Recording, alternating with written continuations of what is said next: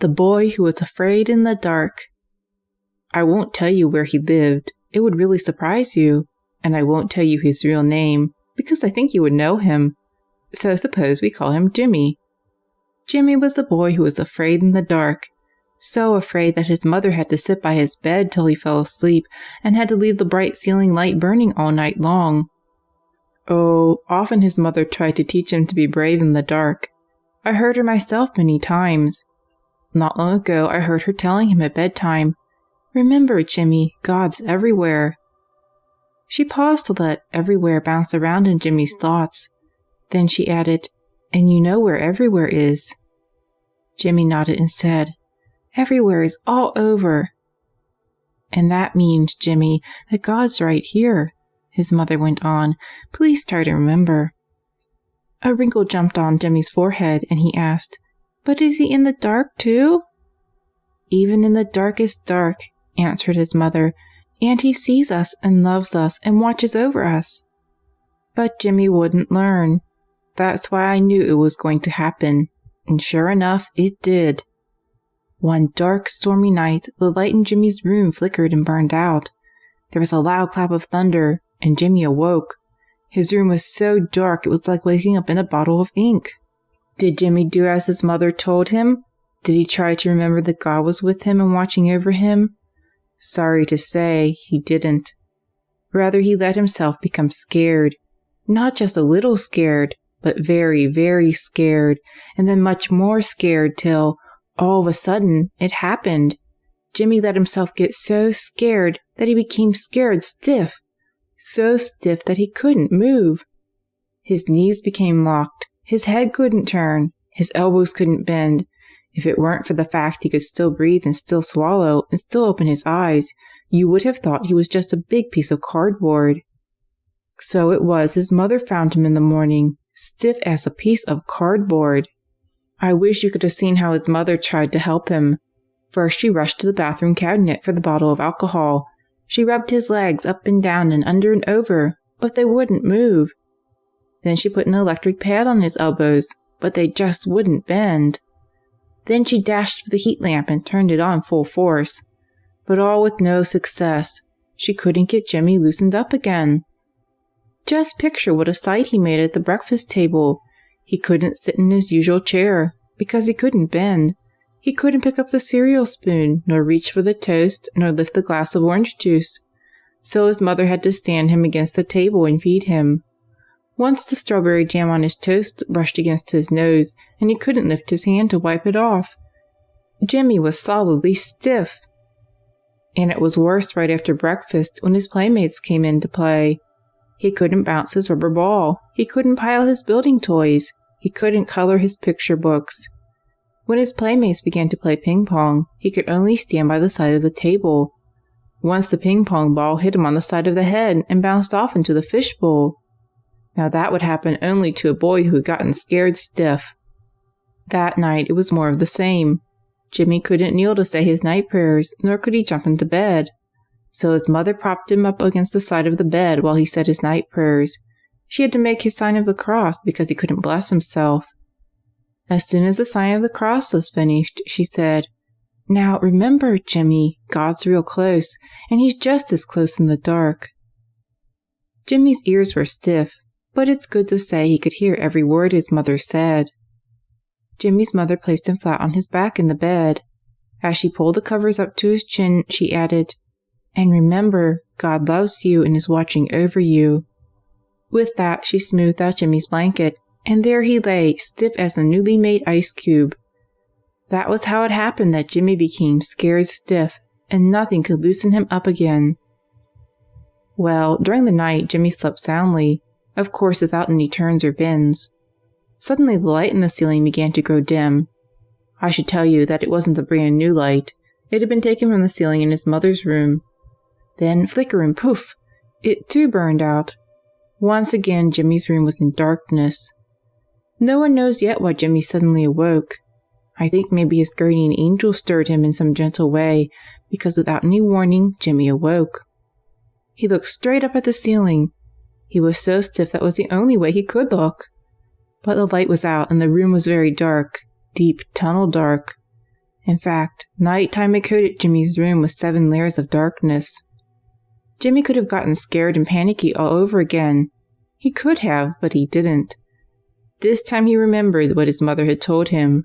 So right off he said, "Dear God, I'm not afraid because you're here with me in the dark and watching over me." With that, he felt something twist in his knee, and, by golly, he could bend it as much as he wanted. Then something twisted in his neck, and, goodness me, he could turn his head any way he wished. Then something twisted in his elbow, and, happy days, he could touch his face again. As quickly as that, he was all loosened up again, and a mighty happy fellow you can bet. The next morning his mother walked into his room at the usual time. Jimmy was waiting quietly, the covers up to his chin. His mother looked up at the ceiling and saw the light was out. She uttered, one on top of the other, "Oh dear, oh dear." But that was as far as she got, because in one mighty leap Jimmy jumped out of bed and threw his arms around her and hugged her tight. Happy tears came running down her face. Now Jimmy's mother no longer sits by his bed at night. No longer is the bright ceiling light kept burning. And, happy to say, months have passed away, and Jimmy hasn't been stiff even once. Oh, sometimes he might begin to get scared in the dark, but then he remembers that God is everywhere, even in the dark, and that blows the scare away. And that's the best place for it, don't you think? End of The Boy Who Was Afraid in the Dark. Christmas looking.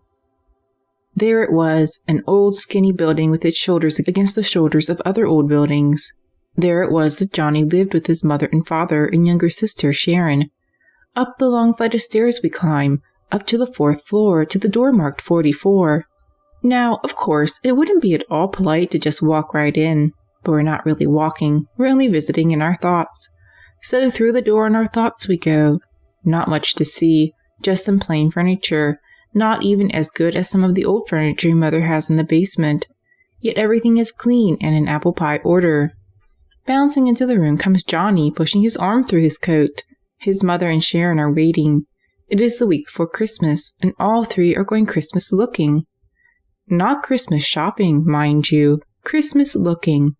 How do I know? Well, just listen to Johnny's mother. Remember now, we're only going looking. No getting it all, Mommy? No getting it all, Johnny. But to take away some of the sadness, she added, maybe next Christmas. So you see, Johnny's family was poor. That explains why their coats look 3 winters too old, maybe even 4. But you don't need any money to go Christmas looking. All you need is a pair of good eyes.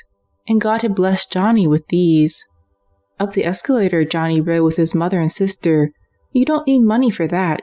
Just 2 strong legs, and God had blessed Johnny with these. Toyland was on the 5th floor, and boys and girls all shapes and sizes had found it. In the middle of Toyland sat Santa Claus himself. His head was bent and his ears alert, as hundreds of wishes poured in. It was now a doll from an excited little miss, now a bike from a little gent, now a toy truck, now a painting set, and a game and a music box, and on went the wishes. And Santa kept nodding his merry white head. But let's not lose Johnny in the busy buzzing crowd. There he is over by the electric trains. His eyes are fastened on the locomotive. Through the tunnel, across the river, up the hilly grade, then smoothly into the station it pulls the obedient freight cars. Johnny beams with joy. I can't say how many times he watched as the locomotive swept through the tunnel, across the river, up the hilly grade, then smoothly into the station. I can say, though, that once I heard him whisper, "Dear God, I'm glad you gave me these strong eyes. I certainly am." I guess Johnny would still be there if his mother hadn't caught his attention and said, "Come, Johnny, Sharon wants to hear the music boxes." The music box counter was a wonder of its own. Little misses and their mothers listened as one by one the music boxes played their happy songs. Sharon secretly wished someday she might have one all her own. Johnny secretly wished someday he might give her one. His mother secretly wished a brighter Christmas might come soon. But this Christmas, Sharon and Johnny and Mother just listened. To Sharon and Johnny, this was a treat. Toyland was full of things to see and sounds to hear, and Johnny missed very few of them. After Toyland came the escalator. Johnny and Sharon and their mother glided from the top of the store to the bottom, and from the bottom to the top, and started all over again. It was on the second ride up that I overheard Johnny say, "Dear God, I'm glad you gave me these strong legs. How could I bounce around without them?" It was on the way out of the store that our 3 Christmas lookers stopped at the counter selling Christmas cribs. There were cribs all sizes, with figures all sizes. Johnny knew all the figures very well. Many times his mother had told him and Sharon the Christmas story. As he studied the infant Jesus, he thought of the first Christmas and said, "Little Lord Jesus, you didn't have fancy clothes either." And looking at the stone manger, he said, "Your bed was harder than mine." And as he looked at the floor by the manger, "I wish I could have given you my throw rug." Then to his mother he said, "The little Lord Jesus was kind of poor, wasn't he?" "Yes, Johnny," answered his mother, "but only on the outside. Inside he was rich beyond telling. It was this he came to share." Johnny listened intently, and his mother continued, "His was the biggest love that ever lived on earth." Johnny didn't understand all of that, but it made him feel happy and warm deep within. The 3 Christmas lookers climbed the long flights of stairs in the old skinny building. They opened door 44. They were home again. As Johnny slipped his arm from his coat, he said, "Even just looking is fun." But as it turned out, it wasn't just looking. Johnny had been looking, but he'd been praying too, and God was pleased with Johnny's quick prayers. And so it was that Johnny came home with something added, more of God's love in his innocent heart. His mother had said, "No getting it all, Johnny." She was speaking only of toys. But there is more than toys in this world, of course, even for a person visiting Toyland. And so it turned out that Johnny went not just looking, but getting too, getting more of a precious gift for his soul from God. And I hope you will agree, that's worth more than all the toys in Toyland. End of Christmas looking. Peter Patrick Pancake. The doctor tapped his fingers on his desk. "Most unusual," he murmured aloud. He was referring to Peter Patrick Pancake, the boy who couldn't laugh or smile or chuckle. And unusual it was because he had just tickled Peter Patrick Pancake under the chin with a feather. Any other boy or girl would have chuckled right off, but not Peter.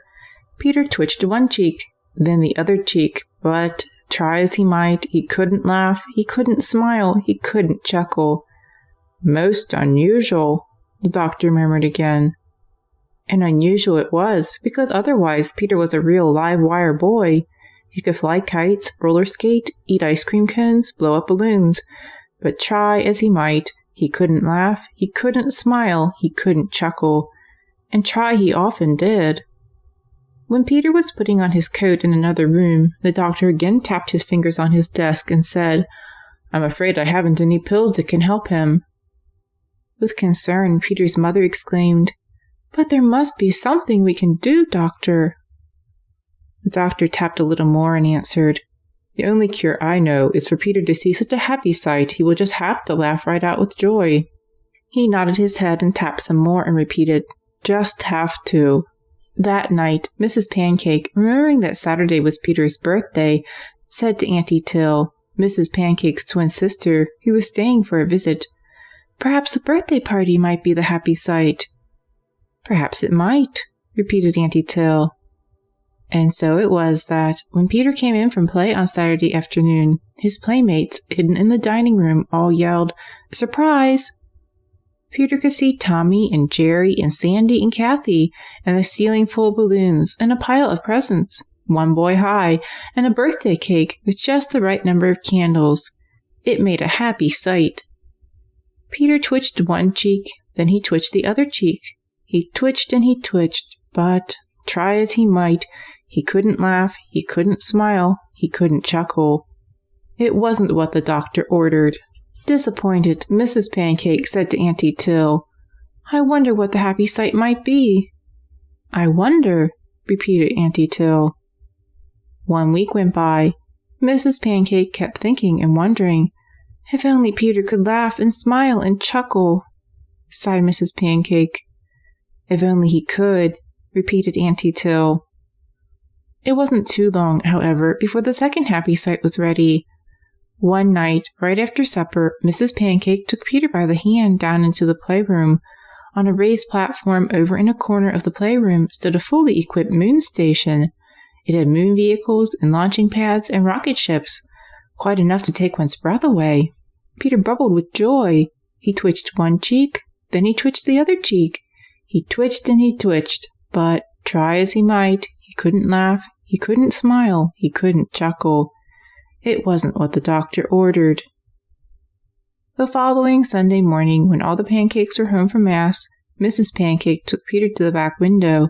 She parted the curtains and pointed. But she didn't have to point, because Peter nearly jumped through the window with joy. For there on the lawn stood a brown and white pony with regular cowboy harness and Peter's name written across the saddle in silver buttons. It was a truly happy sight. Mrs. Pancake watched Peter anxiously. He twitched one cheek, then he twitched the other cheek.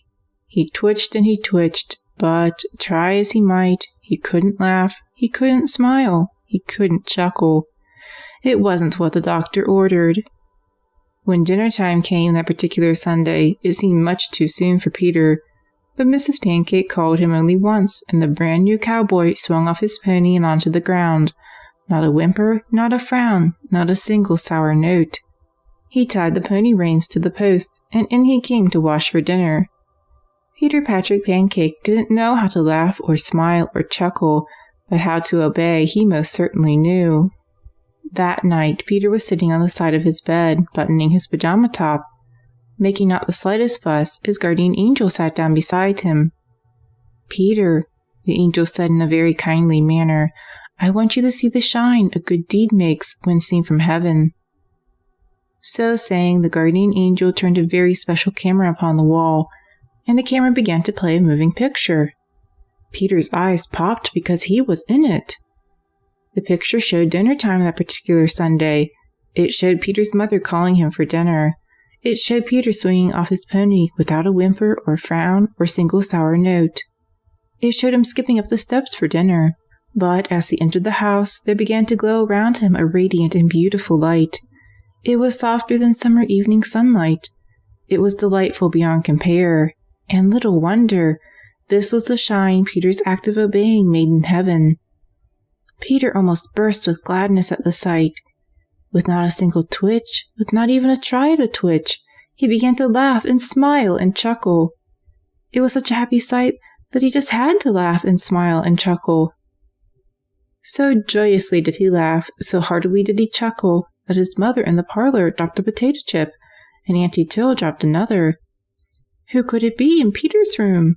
Mrs. Pancake gasped. "Who could it be?" repeated Auntie Till. It took but a moment to open the door to learn the answer. It was Peter himself, sitting alone once more on the side of his bed, his pajama top still unbuttoned, and laughs and smiles and chuckles bouncing from him in happy procession. As best he could, Peter told what happened, and soon laughs and smiles and chuckles were bouncing from everyone in even happier procession. Peter Patrick Pancake had found at last just what the doctor ordered. Or rather, his guardian angel had found it, the shine a good act sends to heaven. End of Peter Patrick Pancake, the boy who thought God was hiding. Mickey was having his breakfast. In fact, the upper half of his cereal was finished. Taking some toast from the toaster, his mother asked, "Did you say your morning prayers, Mickey?" Mickey lowered his head and muttered, "Forgot again." He dipped his spoon into the cereal bowl and went on, "Why can't I see God even just a faint bit? Then I wouldn't forget." Without waiting for his mother to answer, he asked, "Is God really hiding?" "No, he isn't," answered his mother, "but we have to learn how to look for him. You, Mickey, will have to look much sharper." With that ringing in his ears, Mickey worked his way quietly to the bottom of his cereal bowl, which can always be found in the same place in every cereal bowl. Later that morning, Mickey's mother was in the basement laundering the clothes. Mickey was in the parlor playing with his covered wagon. Most unexpectedly, his guardian angel tapped him upon the shoulder, smiled, and said, "Mickey, I want to show you how to look a little sharper." Then, in a most kindly manner, he added, And don't worry, we'll be back before your mother misses you." Without losing a moment, the guardian angel and Mickey sailed through the doorway, Mickey in the angel's strong right arm. Mickey lost count of the chimneys they passed, but very shortly they landed in a farmer's field. It turned out to be the pumpkin patch. Even a boy from the middle of the city could tell that. Reaching inside the fold of his stainless robe, the angel drew out something that looked like a little window shade. He rolled it open till it made a midget movie screen and put it between Mickey and a big yellow pumpkin. How big? Big enough to make 3 grandmother pies. Without the slightest delay, a message in golden letters appeared on the snowy white chart. Mickey's eyes twinkled with excitement, and he thought to himself, "Wonder what it says." So the angel read the message aloud. "God is good, all good." The angel waited a moment, and then he explained. "The pumpkin, Mickey, shows us some of God's goodness." But Mickey looked puzzled. So the angel continued, "God makes the pumpkin grow and grow to the size of 3 grandmother pies, so we will have food to keep us strong." But the boy who thought God was hiding had nothing to say. There was no time to waste, for Mickey's mother was working busily in the basement. So away went Mickey and the angel. This time they landed in a field of buttercups, each one delicate and soft, but really not full of butter, because Mickey bent over and looked. "Not a bit of butter," he thought to himself. Quickly the angel unrolled the message chart between Mickey and the buttercups. Once again a message jumped across the screen. This time the angel read, "God is beautiful, all beautiful." He looked at Mickey, but Mickey was as silent as his shoelaces. So the angel explained, "If we know how to look, the buttercup shows us some of God's beauty." He paused, rolled up the chart, and repeated, "If we know how to look." But the boy who thought God was hiding had nothing to say. Wasting not a minute, the angel and Mickey sailed over the ocean of buttercups to the ocean of waves. Mighty waves rolled along beneath them. As Mickey watched, a mighty wave caught an ocean liner 2 blocks long and thousands of tons heavy. It lifted the ocean liner as easily as if it were a bottle cork. Sure enough, another message appeared on the midget movie screen. The angel read, "God is mighty, almighty." But the boy who thought God was hiding had nothing to say. So the angel explained, "The ocean waves show us some of God's power. That is, if we know how to look." On sped the ocean waves, but the angel and Mickey sped faster. This time they flew cloud high over a boy helping his sister up from a fall. Even that high, the midget movie screen had a message. "God is kind," the angel read, "all kind." The angel added nothing else. He just watched Mickey very closely. But the boy who thought God was hiding had nothing to say. Then over a church they sailed. With the angel along, Mickey found he could see through the roof as easily as if it were of glass. Mickey stared in wonderment, and as he stared, a little girl passed the tabernacle and genuflected on one knee. Sure enough, the angel had the wonderful chart unrolled, and sure enough it had a message. "God is holy," the angel read, "so very holy." The angel reverently bowed his head and continued, "all holy." But the boy who thought God was hiding had nothing to say. So the angel explained, "Good people can show us some of God's holiness." Again he paused to look at Mickey, and then he continued, "That is, if we know how to look." Mickey's mother had almost finished the laundry, and so the once-in-a-million-years excursion had to come to an end. Back through the doorway sped the guardian angel and Mickey. As the angel set Mickey down alongside the covered wagon, where the wonderful trip began, he said, "Remember, Mickey, we live in a room with 1,000 mirrors." Mickey's eyes blinked at that. With a parting smile, the angel concluded, "Look into those mirrors carefully, Mickey, and you will see God's goodness in 1,000 different ways." With that, the angel was gone. Almost before Mickey could catch another breath, his mother stepped up from the basement. "Mommy," burst out Mickey, "did you know we live in a room with 1,000 mirrors?" Mickey's mother looked puzzled. All excited, Mickey hurried on. Look into those mirrors carefully, and you will see God's goodness in 1,000 different ways. Was this the boy who had nothing to say? Was this the boy who was as silent as his shoelaces? This was the boy, but now with 102 things to say. Out they came, pumpkins, buttercups, ocean waves, kind deeds, and every message on the midget movie screen. At the end, Mickey's mother, wide-eyed with wonder, said, I don't believe anyone could look sharper than that. And that seems true to me. Never again was Mickey heard to say, Is God really hiding? And the reason? Because he never forgot about the 1,000 mirrors and the way the angel taught him to look into them. And now that's quite a change, don't you think? End of The Boy Who Thought God Was Hiding. Puff, Wrinkle, and Squint. Our story begins at breakfast in the home of a boy named Jerry who had a 4-year-old sister, Terry. Jerry was forever teasing Terry, especially with mean old faces. Over his cereal bowl this particular day, he put on one of his mean old faces. He puffed out his cheeks, he wrinkled his nose, he squinted his eyes. Over her cereal bowl, it was a mean old sight for Terry to see. Over her second cup of coffee, Jerry's mother caught him in the act and said, If that face ever freezes, you'll be mighty sorry. Jerry just laughed and on the sly went right on teasing, because after breakfast and before lunch and during lunch he was at it again. It was during lunch his mother caught him again and said once more, If that face ever freezes, you'll be mighty sorry. But Jerry just laughed, and as soon as his mother turned her back, he put on one of his meanest faces. He wrinkled his nose, he puffed out his cheeks, he squinted his eyes, and he was just about to stick out his tongue when the dreadful thing happened. His face, without the slightest warning, froze tight, rubbery tight, but tight just the same.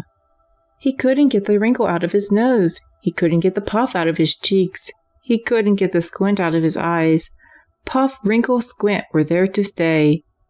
It was a blessing he hadn't stuck out his tongue, because he wouldn't have been able to get it in again. With a scream, he called to his mother. Quick as could be, she pressed in his cheeks, but pop!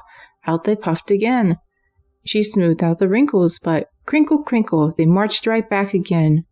She stretched away the squint, but blink-o-blink, it bounced right back again. His face was frozen tight, and that meant the mean expression had frozen there to stay. A frozen face is bad enough, but a frozen face with a mean expression is 80 times worse. Don't you agree? Right after nap time there came a call for Jerry. One of his playmates wanted him to come out to play. Jerry's mother answered the call and said, Jerry isn't coming out today. You can easily guess the reason why. He didn't want his playmates to see that mean, squinty look frozen on his face. Can you blame him for that? Maybe tomorrow, Bobby, said Jerry's mother. As she closed the door, she whispered a quick prayer that God make it so. Jerry sat in his room near the window. He couldn't even ask his playmates in to play, because who wanted to look at mean squinty eyes or wrinkled nose or puffed out face? It was the kind of a face you see at Halloween. The big difference was Jerry couldn't take it off and hide it in the drawer. If only I could, he sighed to himself. At that precise moment, Jerry's grandfather wandered past the window, puttering among the shrubbery. Ever since grandmother had gone home to God, he had lived with Jerry. Jerry knew his grandfather must be very wise, because often he heard his mother and father asking him questions. Perhaps Grandpa knew the secret of melting frozen faces, Jerry thought. Whereupon he leaned out the window and called, Grandpa, could you help me get my right face back again? Grandpa stopped his puttering. He looked at Jerry kindly but seriously and said, Were I you, Ciampino, the name he often called Jerry, I would try 2 things. You would, Grandpa? Questioned Jerry intently. I would tell God I'm sorry, went on Grandpa. Then he used a favorite word of his, powerfully sorry. And after that, continued Grandpa, I would be specially kind to my little sister. He clipped a dead twig from the azalea bush and added, And I guess that would be it.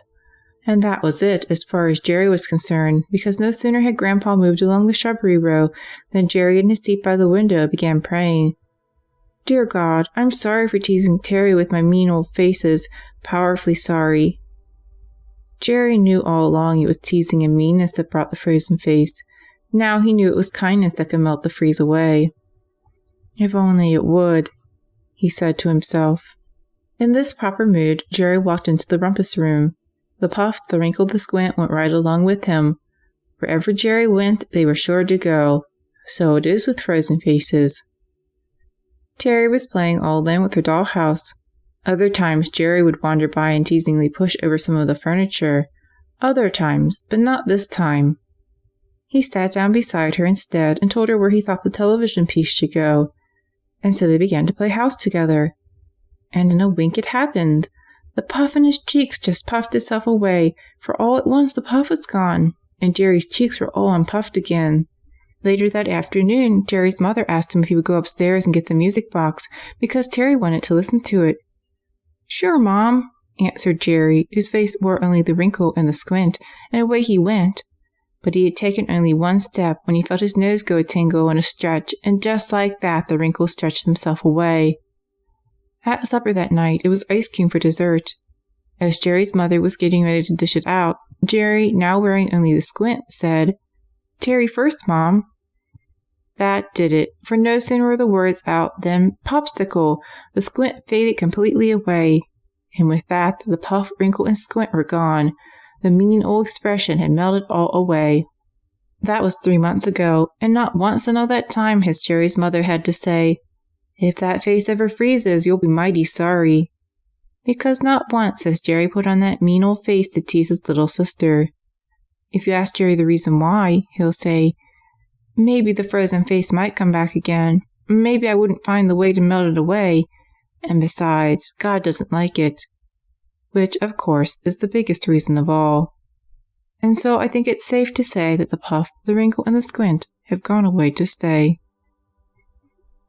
End of Puff, Wrinkle, and Squint. The blown-around room. That Stephen Stay-Awake had a blown-around room is very easy to see. Here it is early Monday morning. Just glance around his room and see. One shoe is under the bed and upside down. The other shoe is filled with checkers on the windowsill. His baseball bat is sticking out the dresser drawer. His baseball glove is tied to the window shade. His storybooks are scattered here and there and everywhere. His shirt is on the floor.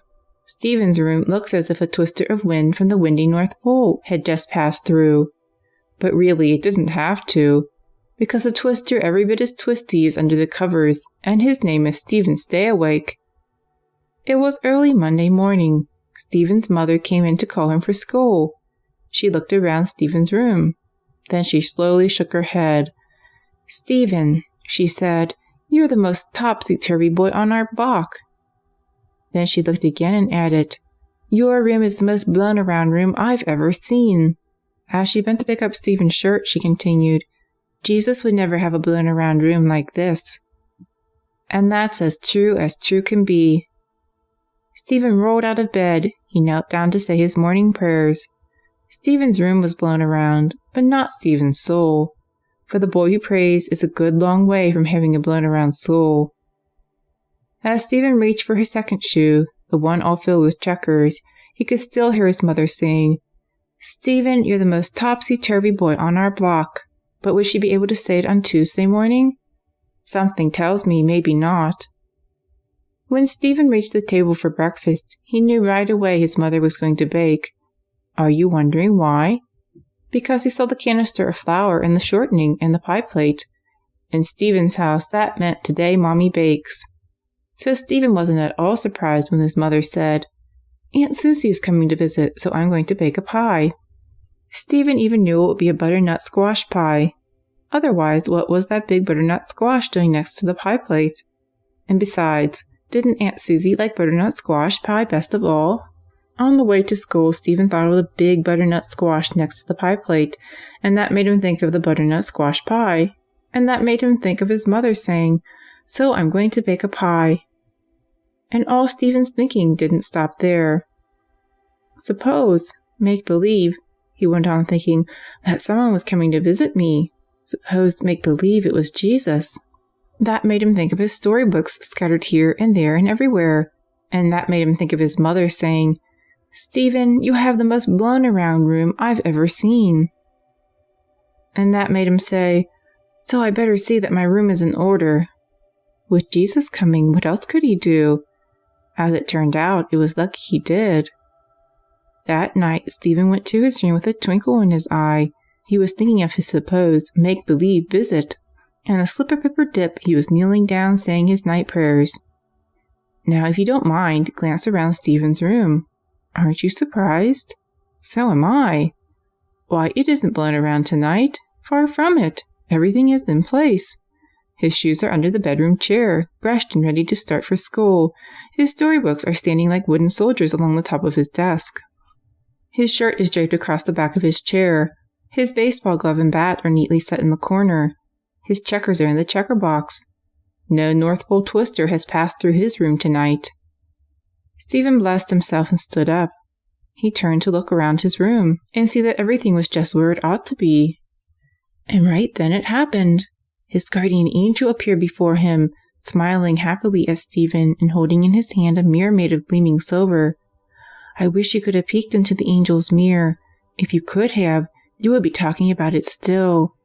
For the mirror showed not just people and chairs and walls and lamps as all mirrors do. It showed things that only angels see. No wonder Stephen got excited when the angel said, "Look in, Stephen." He held the mirror so Stephen could. Stephen caught his breath and looked. Most wonderful to say, he could see what his guardian angel could see. He could see right inside his own soul. And there on a golden throne the Lord Jesus sat, surrounded by a soft and radiant light. Between the eyes of Jesus and Stephen ran a bridge, and love kept crossing back and forth. Stephen could have looked till the kitchen faucet ran dry, even longer. But soon the angel moved the silver mirror away. With one last happy nod, he and the mirror were gone. Then Stephen sat on the edge of his bed. He folded his arms across his breast and whispered, "Lord Jesus, you didn't have to visit me. You were already here." Right then, Stephen made up his mind he would never again let his room become all blown around, because now he knew each time he went into his room, Jesus went with him. So thinking, Stephen slipped into bed. He was one whole boy of happiness. Soon, about as long as a candle sputters or a falling leaf flutters, he fell asleep. On Tuesday morning, his mother came to call him for school. She saw the checkers all packed in the checker box, and she gasped happily. Then she saw the storybooks standing like soldiers, and she gasped more happily still. Then she saw the shoes and the baseball bat, and she gasped so loudly that Stephen awoke. He awoke and he listened, but he didn't hear her say, "Stephen, you're the most topsy-turvy boy on our block." Nor, "This is the most blown-around room I've ever seen." Nor did he hear it on Wednesday, nor on Thursday, nor Friday, nor till this very day. For Stephen never forgets that Jesus is living within him, and that turned out to be the best cure for the blown-around room. And if you and I remember that Jesus lives within us, too, we'll find that's the best cure for many other things. End of The Blown-Around Room. Mean until. Dusk had come noiselessly as ever. With dusk came bedtime regularly as ever, and with bedtime came a story bewitching as ever. So it was in the Doodle's house, and as we look into the Doodle's bedroom, we find Daddy Doodle sitting cozily in his storytelling chair with Dinny and Dickie Doodle comfortable in their bed, and their little sister Dolly Doodle on his lap. And, oh yes, a lamp on the table by the window, burning not dimly, not brightly, but just right for a bedtime story. "What story tonight, Dad?" asked Dinny expectantly. "Angels or fairies or spacemen or what?" "Angels, angels!" burst out Dickie. And that's not surprising, because Dickie knew angels could do things fairies couldn't think of doing, and could travel faster than spacemen could ever hope to travel. And as every boy and girl who's worth their weight in gold knows, that's every bit true. "Our story," began Daddy Doodle, "could really be called The Boy Who Was Mean Until." "Until what?" burst out Dickie, who as you can see was a regular burster-outer. "Until the cows come home," chirped Dolly, who heard her uncle say that and wondered if it might be the answer. "Until," continued Daddy Doodle, "and that's the secret of our story. His name was Jeffrey, which doesn't sound mean at all. He lived with his mother and dad and a baby brother and an older sister in a greenhouse in the middle of the block, which doesn't sound mean either. But mothers along the block all used to say, "That Jeffrey has a mean streak in him." And sorry to say, they were right until... "Until what?" burst out Dickie. "Until the cows come home," chirped Dolly, who thought that was just the thing to say.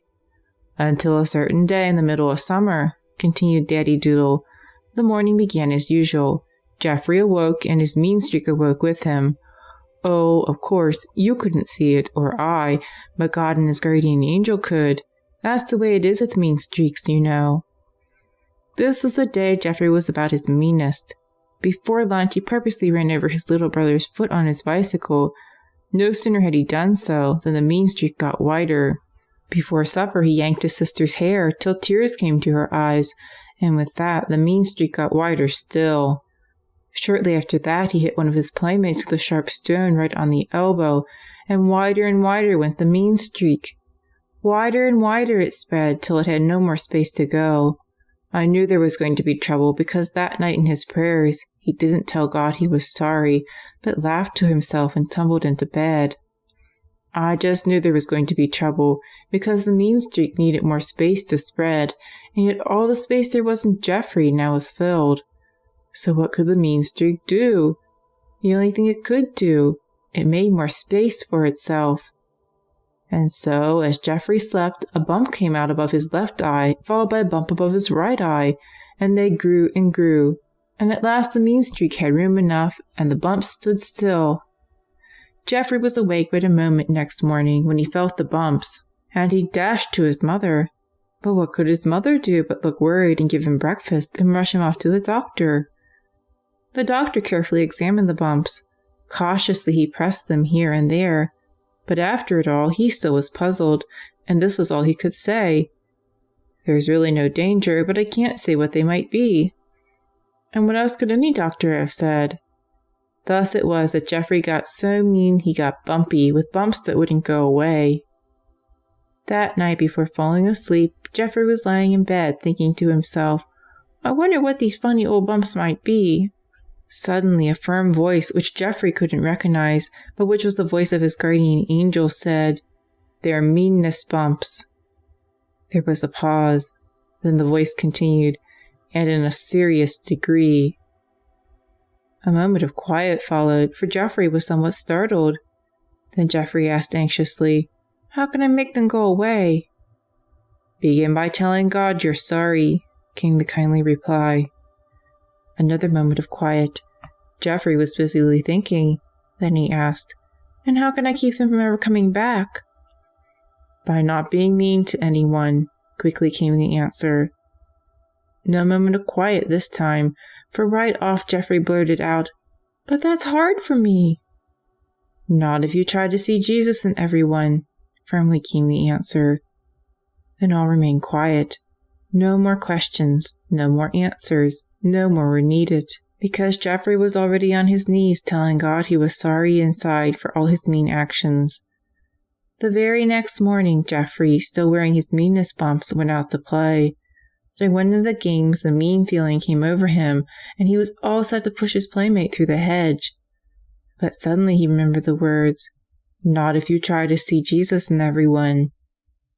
Quickly he pictured Jesus standing there in place of his playmate. That did it, because, as Jeffrey learned, it's not hard to be kind to Jesus. So the push through the hedge never happened. But something else did. Jeffrey's bumps got smaller. That afternoon, Jeffrey came up behind his little brother. He was just about to pinch him on the neck when he remembered, "Not if you try to see Jesus in everyone." And so the pinch never came, and the bumps got even smaller. Before supper, Jeffrey could have pulled his sister's hair, but he didn't, and the bumps got ever so small. Now, happy to say, the meanness bumps are all gone, and the mean streak has grown thinner and thinner, and one day may fade completely away. For Jeffrey is trying his best. And that, said Daddy Doodle, is the story of the boy who was mean until the cows come home, chirped Dolly, who had dozed off in between. Oh no, finished Daddy Doodle, until he learned to see Jesus in everyone. And that's a big lesson we're all trying to learn. And I guess to that we all agree. End of Mean Until. A Visit to Heaven. It was nighttime over a week ago. Tommy Tumble was busy saying his night prayers. He was kneeling by his bed praying for his playmate, Jiminy Jumble. Jiminy's heavenly crown was finished and ready, so God sent an angel to bring him home to heaven. For what good is a crown all finished and ready with no one to wear it? As good as a bicycle with no one to ride it, or a kite with no one to fly it. Soon as Tommy said his night prayers, he walked over to his dresser. He reached up beside a statue of the Blessed Mother and picked up his bottle of holy water. He opened the top and sprinkled his room with holy water. Thereupon he blessed himself and jumped into bed. Over on the windowsill, not far from his bed, stood Tommy's jet model airplane. It was 4 inches long and 2 inches high and had slanted wings and a sharp tapered nose. And while Tommy slept, an amazing thing happened. Tommy's 4-inch airplane began to grow. It got longer and higher and still longer and higher, and soon it filled the window space. Then with its nose pointing out the window, it stopped. It seemed to be waiting for Tommy to awaken. And awaken he did. Almost as if he heard his jet model plane saying, "Come on, Tommy, wake up. We have things to do." The first thing Tommy did was to look toward the window. And, of course, the first thing he saw was his grown-up plane with its nose pointing out the window. With 2 great leaps, Tommy was at the windowsill. "Golly," he said as he rubbed his hand along the plane's side, "I'll bet it can fly like real." "Right you are, Tommy," spoke his guardian angel, but without appearing beside him. "Climb right in." So Tommy did. With a wish and something of a whoosh, the plane shot upward. It wished and whooshed higher and higher, leaving the windowsill far below. Somewhere, and no one can tell where, the jet plane softly floated through a curtain of uttermost calm and came to a stop. There, but a few steps away, stood a great golden door of a gold Tommy had never seen before. Noiselessly it swung ajar. Joyous and radiant, Jiminy Jumble himself stepped through. His face was crowded with happiness, his eyes lit with love. On his head gleamed a crown matchlessly perfect. Tommy breathlessly feasted his wonder-wide eyes. No words could he find, for he knew just beyond spread the kingdom of God. As Tommy watched, the door opened and closed once more, and Jiminy spoke to explain. "The newest saint for heaven is arriving." At long last, Tommy burst out, "Jiminy, what's it like inside?" But Jiminy didn't tell. Instead he replied, "3 guesses, Tommy." Tommy closed his eyes and began to think. In about 10 ticks of a grandfather clock, he guessed his first guess. "Is it like a day on a ranch with a cowboy suit and a 2-gallon hat and a pony all your own?" "Tommy," said Jiminy, "heaven is even better than that." With 1 guess worn out, Tommy thought again. In 5 ticks of a grandfather clock, he guessed again. "Is it like a day at the beach with frisky waves, deep white sand, and the sun turned on just right?" "Tommy," answered Jiminy, "heaven is even better than that." Only 1 guess to go, but Tommy had saved his best guess for last. It took only 2 ticks of the grandfather clock before he said, "Is it like a birthday party with Mom and Dad and brothers and sisters and presents, a whole pile, and ice cream and cake, and nobody gets a tummy ache?" "Tommy," answered Jiminy, "heaven is even better than that." "Better than that?" gasped Tommy. "Multiplied by 1,000,000, confidently answered Jiminy. "Where we talk to God, we sing, we pray, and love is a light shining brighter than day." Jiminy let that bounce around a moment in Tommy's thoughts, and then he added, "And since this is God's home, we're all here to stay." As Jiminy turned to step back inside, he continued, "God has room here for you, room for everyone." And as he waved a happy goodbye, he added, "But tell them they must be good." Tommy caught a last look at the happy face, the love-lit eyes, and the crown matchlessly perfect, and all of a sudden the golden door was no longer ajar. The jet plane whished and whooshed through the curtain of uttermost calm, and downward it shot. Its sharp tapered nose pointed towards Tommy's windowsill. Along about as long as before, it glided gently onto the windowsill. Tommy bounced out and into bed, saying to himself, "God has room in heaven for everyone. Someday, if we're good, he'll open the golden door and let us in. As he waited to fall asleep, he could still see the crown, matchlessly perfect, on Jiminy's head, and could still hear him saying, "And we talk to God, we sing, we pray, and love is a light shining brighter than day." Now, how all this happened is very strange, indeed, because the model jet plane with the sharp-tapered nose was never known to act like that again. End of A Visit to Heaven. Grampy O'Shee tells a story. Jack and Jenny, his younger sister, slipped through the hedge at the back of their house. Hand in hand they crossed the field, alive with color. It seemed as if someone had scattered red and brown and yellow crayons on the trees and flowers, and someone else had come with a huge rolling pin and rolled them thin. It was late October and a Saturday morning. They were on their way to Grampy O'Shee's. Fast by the back porch they found him, gently, not feverishly busy. That's how it was with Grampy these days. His ship was sailing in quiet waters. Grampy was painting storm windows. Because, he had said to Granny O'Shee, if fall comes, can winter be far behind? His painter's hat rode easily upon his head of tumbling white hair, like a rubber raft upon a breaking wave. "Oh ho, my little friends," he greeted Jack and Jenny. "'Tis good to see you, 'tis it is." Jack and Jenny glided to the ground and watched quietly. They had come many Saturday mornings before, and they knew that Grampy would be sure to spin one of his stories. Grampy was as full of stories as he was of white hairs, and that was tumbling over. Grampy's stories were most unusual, but Jack and Jenny liked them. They left a warm feeling inside, like oatmeal on a cold winter morning. Grampy blew a mouthful of smoke from his corncob pipe, dipped the brush afresh in the paint, and with a faraway sound in his voice began, "Across the wide ocean in the land where shamrocks grow, I once visited a monastery high on a hill. If you counted the monks who lived happily inside, you would have counted 72. Jenny's eyes blinked at that. She was thinking of how many times around her fingers she would have to go to count so high. Some of the monks, continued Grampy, wrote books, some planted taters, some carved statues, some grew daffodils. But, and here Grampy's voice sounded somewhat mysterious, there was one monk not very bright. He couldn't write books, he couldn't carve statues, he couldn't grow daffodils. So it was he had the simplest task of all. He answered the monastery door. His name was Brother Kevin. Jack and Jenny felt sorry for the monk who knew so little, but they liked his name right off. Measured by books and skill, Grampy went on, Brother Kevin was at the very bottom. He was number 72. But measured by, well, listen and see if you can guess. Brother Kevin led all the rest. Jack and Jenny determined to do just what Grampy asked. Listen and see if they could guess. It was 1 o'clock in the afternoon, said Grampy. Cling, clang, rang the monastery bell. All the monks headed toward their room for a nap, or at least an hour of quiet. So did Brother Kevin. He took off his sandals. He was just about to rest his head upon the pillow when cling, clang, went the doorbell. Up sat Brother Kevin. He didn't frown. He didn't sigh, nor did he grumble. On went his sandals. Clip-clap, clippity-clap, down the quiet hall he went. He pushed open the big wooden door. "How can I serve you, sir?" he said politely to the man who was standing there.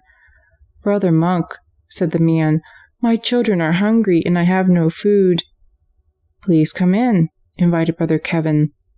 The man stepped in. He sat on the bench near the door. He placed his wooden cane against the wall. Straight to the kitchen Brother Kevin went. Soon he was back with a basket of food, cheese, 3 giant loaves of bread, and some fruit. Smiling and grateful, the man went down the steps with a basket of food in his arms. Away to his room went Brother Kevin. He slipped off his sandals. He was just about to rest his head upon the pillow when cling, clang, sounded the doorbell. Up sat Brother Kevin. He didn't frown, he didn't sigh, nor did he grumble. On went his sandals, clip-clap, clippity-clap, down the quiet hall he went. He pushed open the big wooden door. "How can I serve you, sir?" he asked politely. "Brother Monk," answered the boy. "I forgot to say I needed some milk for the baby." To the kitchen once more went Brother Kevin. Soon he was back with a jug of milk in his hand. Smiling and grateful, the man went down the steps with a basket of food and the jug of milk in his arms. To his room again went Brother Kevin. He took off his sandals. He was just about to touch his head on the pillow when cling, cling, clang sounded the doorbell. Up sat Brother Kevin. He didn't frown, he didn't sigh, nor did he grumble. On went his sandals. Clip-clap, clippity-clap, down the quiet hall he went. He pushed open the big wooden door. Who was there but the man with the basket of food and the jug of milk in his arms? "How can I serve you, sir?" politely inquired Brother Kevin. "Brother Monk," said the man, "the last time I was here I forgot my wooden cane." Brother Kevin looked around. Sure enough, there was the wooden cane against the wall. Smiling and happy, the man went down the steps with a basket of food, the jug of milk, and the wooden cane in his arms. Back once more to his room went Brother Kevin. He took off his sandals. His head was just about to touch the pillow when cling-clang, cling-clang sounded the big monastery bell. It was 2:00. The hour of quiet was over. It was time for all the monks to return to their work. Up sat Brother Kevin, not a frown, not a sigh, not a grumble. Contentedly, Brother Kevin clippity-clapped his way to his bench at the door. With Brother Kevin went his guardian angel, nodding joyously, because he knew that 3 golden stars were now stamped in Brother Kevin's record book under the beautiful word. Here Grampy stopped and looked at Jack and Jenny, wondering if they had guessed. "Under the beautiful word," repeated Grampy. "Patience!" cried out Jack, which proved how closely he had listened. "Brother Kevin was 72 in books and skills," summed up Grampy. "But number 1 in patience," concluded Jenny, which proved that she had listened closely too. As Jack and Jenny came back through the hedge, Jenny couldn't help thinking that maybe not everyone could win stars in books and skill, but everyone could in patience. I think that Jenny was right. Don't you? End of Grampy O'Shea Tells a Story.